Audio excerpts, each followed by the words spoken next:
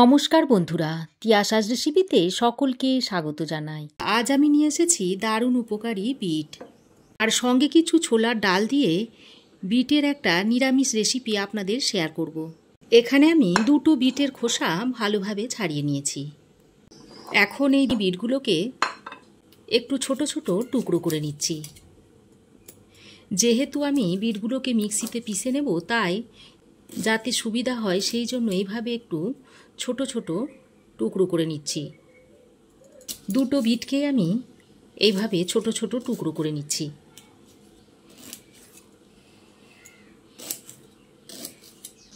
দেখুন, দুটো বিটে আমি এইভাবে ছোট ছোট একটু টুকরো করে নিয়েছি। এখন এগুলো একটা মিক্সিং জারের মধ্যে ভরে নিচ্ছি।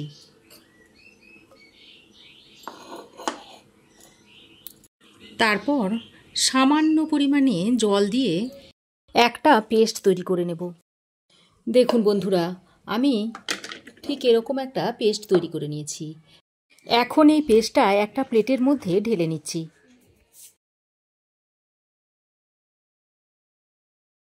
সমস্ত বিটের পেস্টটা এখানে ঢেলে নিয়েছি।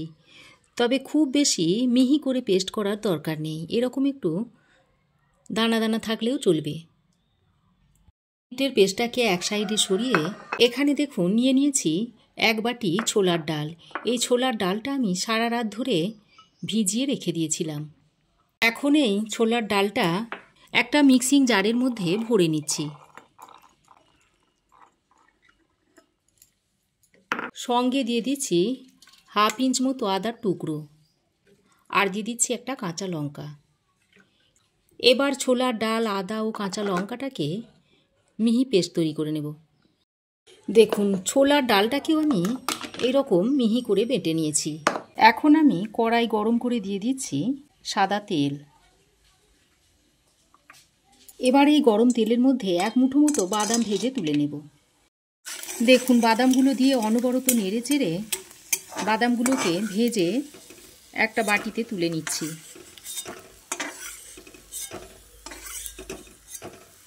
এখন এই বাদামটা এক সাইডে রেখে দিচ্ছি। বাদামগুলো তুলে নিয়ে এই তেলের মধ্যে দিয়ে দিচ্ছি হাফ চামচ মতো গোটা জিরে, আর সামান্য 1 পিঞ্চ মতো হিং দিয়ে দিচ্ছি। তারপর গোটা জিরে আর হিংটাকে দিয়ে কয়েক সেকেন্ড ভেজে নিচ্ছি। কয়েক সেকেন্ড ভেজে নিয়ে এবার এর মধ্যে দিয়ে দিচ্ছি বেটে রাখা বিটটা।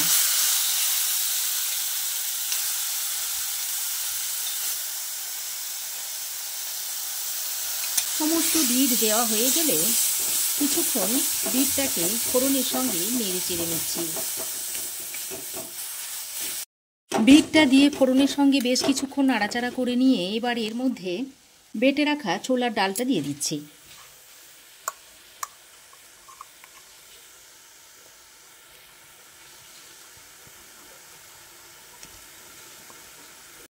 এবার ছোলার ডালটা দিয়ে বিটের সঙ্গে একসঙ্গে ভালোভাবে মিশিয়ে নিচ্ছি। বন্ধুরা, বিট দিয়ে তো আপনারা অনেক কিছুই তৈরি করে খেয়েছেন। একবার এইভাবে আমার মতো করে বিটের নিরামিষ রেসিপিটা বানিয়ে খেয়ে দেখুন। একবার খেলে বারবার খেতে চাইবেন। একটু ছোলার ডালটা কিছুক্ষণ ভালো করে মিশিয়ে নিয়ে এর মধ্যে দিয়ে দিচ্ছি অল্প পরিমাণে হলুদের গুঁড়ো, দিচ্ছি অল্প একটু লাল লঙ্কার গুঁড়ো। হলুদ আর লঙ্কার গুঁড়োটা দিয়ে বিটের সঙ্গে ভালোভাবে মিশিয়ে নিচ্ছি। এবার এইভাবে অনবরত নেড়ে চেড়ে বিটের জলটাকে ভালোভাবে শুকিয়ে নিতে হবে। বেশ কিছুক্ষণ নাড়াচাড়া করে এবার এর মধ্যে দিয়ে দিচ্ছি স্বাদ মতো নুন, দিয়ে দিচ্ছি একটু বিট নুন, দিয়ে দিচ্ছি অল্প একটু গরম মশলার গুঁড়ো।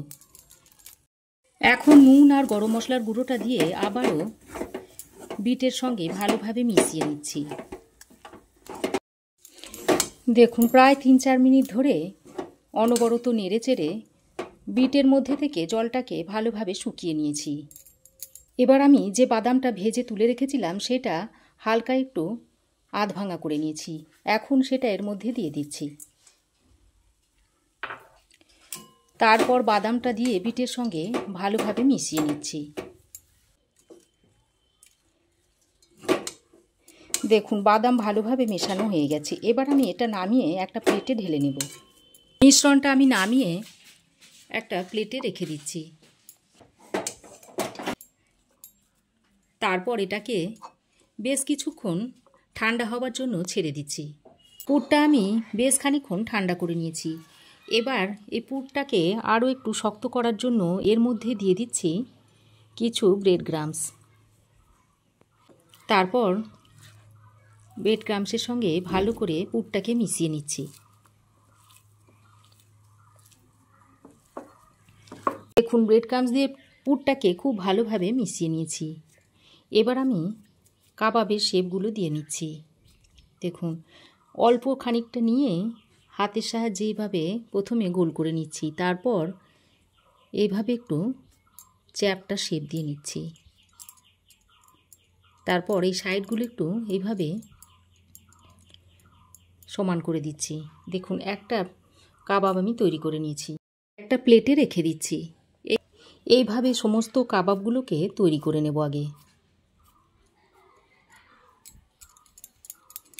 আপনারা চাইলে হাতে একটু তেল দিয়েও কাবাবটাকে তৈরি করে নিতে পারেন। দেখুন বন্ধুরা, সমস্ত বিটের কাবাবগুলো আমি রেডি করে নিয়েছি। এদিকে ফ্রাই প্যানে আগে থেকে বেশ খানিকটা সাদা তেল গরম করতে দিয়েছি। তেল গরম হইলে এবার কাবাবগুলো একে একে এর মধ্যে দিয়ে দিচ্ছি।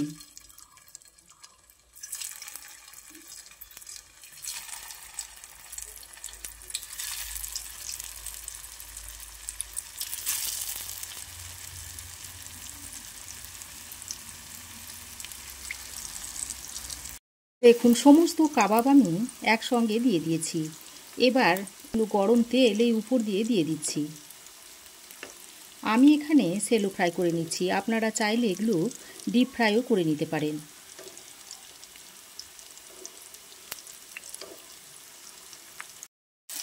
এবার কাবাবের এক সাইড শক্ত হয়ে এলে কাবাবগুলোকে এইভাবে একটু সাবধানে উল্টে দিচ্ছি।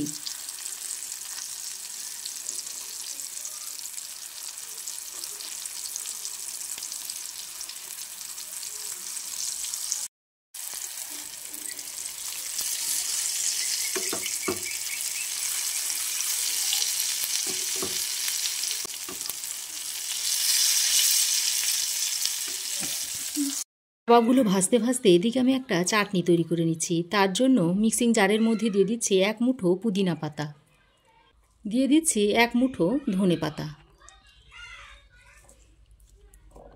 দিয়ে দিচ্ছি 1 টেবিল চামচ টক দই, দিচ্ছি অল্প পরিমাণে একটু বিট নুন, আর দিচ্ছি একটু সাদা নুন। তারপর সামান্য একটু জল দিয়ে একটা মিহি পেস্ট আমি তৈরি করে নেব।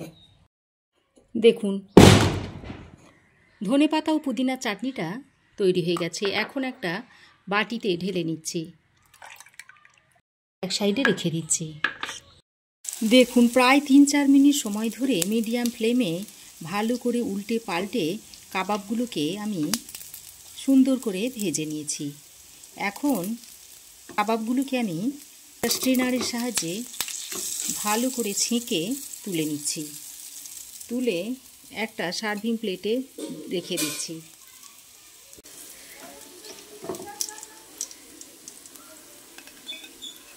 দেখুন বন্ধুরা, বিটের কাবাব আমি তৈরি করে নিয়েছি।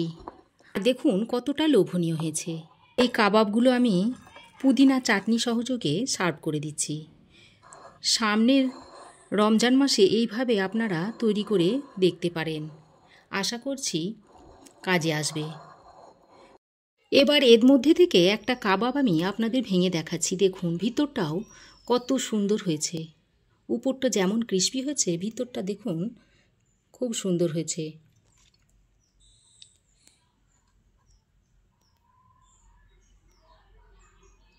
তো বন্ধুরা, আমার এই আজকের নিরামিষ বিটের কাবাবের রেসিপি আপনাদের কেমন লাগলো অবশ্যই কমেন্ট করে জানাবেন। ভালো লাগলে একটা লাইক ও শেয়ার করবেন, পাশে থাকা বেল আইকনটা অবশ্যই প্রেস করবেন। আর আমার চ্যানেলে নতুন বন্ধু হয়ে থাকলে প্লিজ চ্যানেলটা সাবস্ক্রাইব করার অনুরোধ রইল। আজ এ পর্যন্তই, আবার দেখা হবে নতুন কোনো রেসিপি নিয়ে নেক্সট এপিসোডে। সে পর্যন্ত ভালো থাকবেন, সুস্থ থাকবেন। ধন্যবাদ।